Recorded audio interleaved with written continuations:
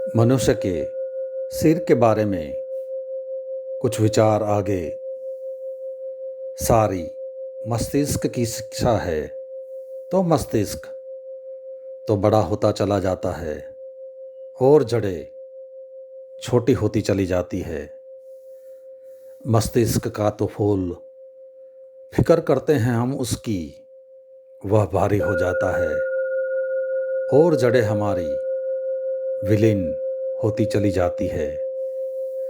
फिर जीवन की धारा क्षीण बहने लगती है और आत्मा से हमारे संपर्क शिथिल हो जाते हैं।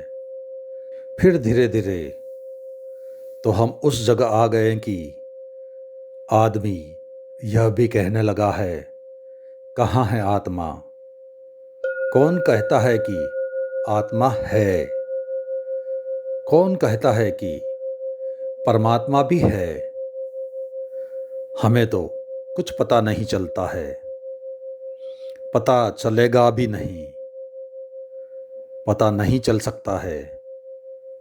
क्योंकि कोई आदमी अगर वृक्ष के पूरे शरीर पर ढूंढ ले और कहे कहाँ है जड़ें, हमें तो कुछ पता नहीं चलता है, तो वह ठीक ही कह रहा है।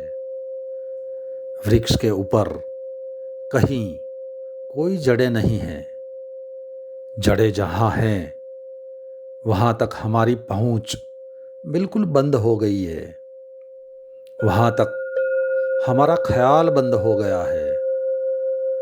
और बचपन से ही चूँकि मस्तिष्क का ही और माइंड का ही सारा प्रशिक्षण दिया जाता है, सारा शिक्षण है उसी का, तो हमारा सारा ध्यान, हमारा सारा अटेंशन मस्तिष्क में उलझकर समाप्त ही हो जाता है।